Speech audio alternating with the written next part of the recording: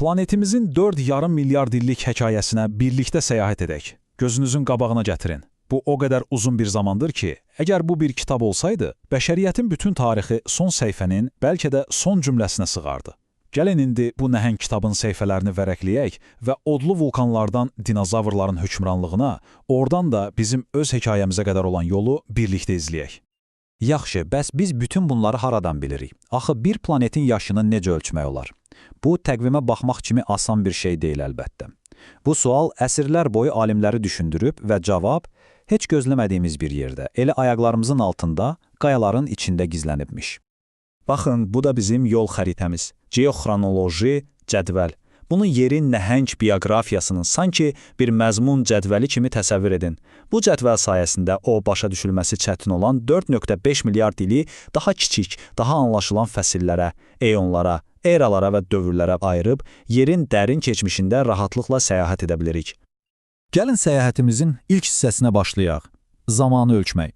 Yəni, alimlər milyonlarla, hətta milyardlarla il əvvəl baş verənləri necə bilir? Bu, sanki qayaların içinə hopmuş sirləri açan bir detektiv hekayəsinə bənzəyir.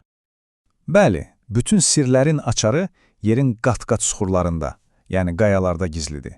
Hər bir təbəqə zamanın bir anını dondurulmuş bir fotoşəkil kimidir və bu səhifələri oxumağımıza kömək edən elm paleontologiyadır.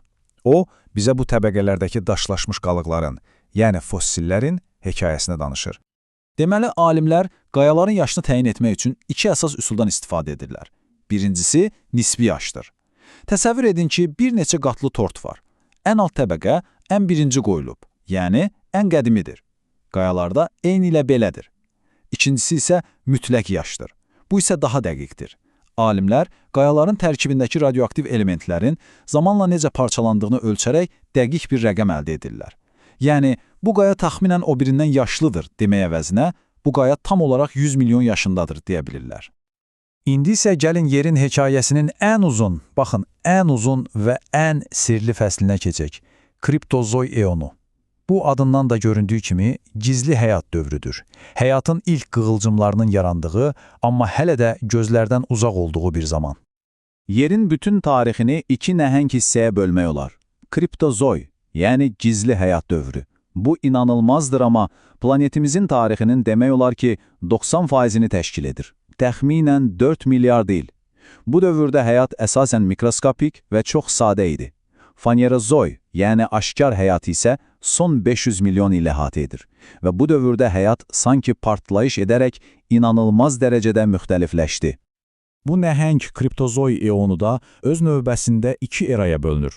2 milyard ildən çox davam edən arxeya arasında gənc yer hələ də qaynar və xaotik idi.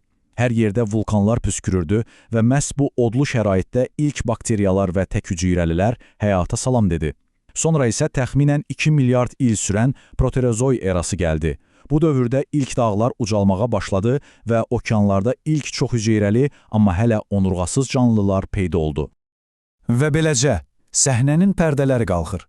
Biz fanerozoy eonuna, yəni aşkar həyat dövrünə qədəm qoyuruq. İlk dayanacağımız isə paleozoy erasıdır. Həyatın okeanlardan çıxıb bütün planeti fəth etməyə başladığı o möhtəşəm dövr. Bu era tam 345 milyon il davam edib. Bu rəqəmi təsəvvür etmək belə çətindir, elə deyilmi? Bu müddətdə həyat sıfırdan balıqlara, bitkilərə və hətta quruda gəzən ilk canlılara qədər təkamül etdi. Planetimiz sadəcə tanınmaz dərəcədə dəyişdi. Paleozoy yerin həqiqi transformasiya dövrü idi. Pangea adlanan superqita yavaş-yavaş hərəkətə başladı, Kaledon və Hersin kimi nəhəng dağ silsilələri formalaşdı. Ancaq əsl inqilab okeanlarda baş verirdi. Həyat sanki partladı. Okeanlar ilk balıqlarla doldu, sonra isə cəsur bitkilər və onurğasızlar quruya ilk addımlarını atdılar. Planetimiz ilk dəfə yaşla büründü. Alimlər bu uzun eranı daha yaxşı anlamaq üçün 6 fərqli dövrə bölürlər. Kembricdə həyatın böyük partlayışı baş verdi, Silurda ilk quru bitkiləri göründü, Devon balıqlar dövrü adlandırıldı və Perm dövründə isə era böyük bir kütləvi yox oluşla sona çatdı. Hər bir dövr təkamül hekayəsinin tamamilə yeni bir fəslidir. Və indi yəqin ki hamının gözlədiyi dövrə gəldik. Səhnəni nəhəng sürünənlərin, yəni dinozavrların ələ keçirdiyi Mezozoy erasına xoş gəlmisiniz. Təxminən 170 milyon il Müqayisə üçün deyim ki, bu, müasir insanların mövcud olduğu zamandan təxminən 500 dəfə daha uzundur. Bu heyrətamiz canlılar planeti sadəcə inanılmaz dərəcədə uzun bir müddət idarə etdilər. Bu dövrdə planetin coğrafiyası dəyişməyə davam etdi. Qitələr bizə tanış olan formalara yaxınlaşdı. Quruda, bəli, dinosavrlar mübahisəsiz krallar idi. Ancaq bu hekayə təkcə onlar haqqında deyil. Onların kölgəsində ilk çiçəkli bitkilər dünyanı rəngləndirdi. İlk quşlar səmaya qalxdı və kiçik, cəsarətli ilk məməlilər səhnəyə çıxdı. Və sonda hamımızın bildiyi kimi era bir asteroid zərbəsi ilə başlayan kütləvi yoxoluşla, yəni dinozavrların sonu ilə bitdi. Mezozoy erası da öz növbəsində 3 məşhur dövrə bölünür. Dinozavrların yüksəlişini görən Trias, nəhəng ot yenənlərin və yırtıcıların dövrü olan Jura və əlbəttə Tiranozavr Rex'in hökm sürdüyü Tabaşır. Dinozavrların gedişi ilə səhnə yeni qəhrəmanlar üçün boşaldı və beləcə hekayəni ən yeni eraya, içində yaşadığımız Kaynozoy erasına gətiririk. Bu, məməlilərin və nəhayət bizim özümüzün hekayəsidir. Bu era 65 milyon il əvvəl dinozavrların yox olması ilə başladı və bu gün də davam edir. Bəli, düz eşitdiniz. Bu o deməkdir ki, biz hələ də yazılmaqda olan geoloji bir hekayənin bir parçasıyıq. Müasir dünyamızın bütün parçaları məhz bu dövrdə yerinə oturdu. Alp və Himalay kimi nəhəng dağlar ucaldı, buz dövrləri gəlib getdi, planetin landşaftını yenidən şəkilləndirdi. Dinozavrların boşaltdığı yeri məməlilər doldurdu və planetin yeni hakimləri oldular. Və bütün bu hekayənin sonunda geoloji zamanla müqayisədə sanki dünən ilk insanlar səhnəyə çıxdı. Milyardlarla illik vulkanik fəaliyyətin, qitələrin rəqsinin və təkamülün sonsuz sınaqlarının ardından formalaşan bu səhnədə nəhayət hekayəni tamamilə dəyişdirəcək yeni bir obraz peyda oldu. Bəşəriyyət.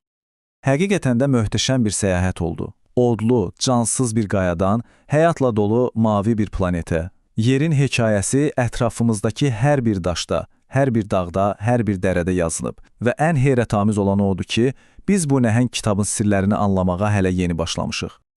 Bu da bizi son və bəlkə də ən vacib suala gətirir. Biz 4,5 milyard illik hekayənin həm son oxucuları, həm də yeni yazarlarıyıq. Yaxşı, bəs yerin hekayəsinin növbəti fəslini biz necə yazacağıq? Bu, cavabı gələcəyin geoloji təbəqələrində gizlənəcək bir sualdır.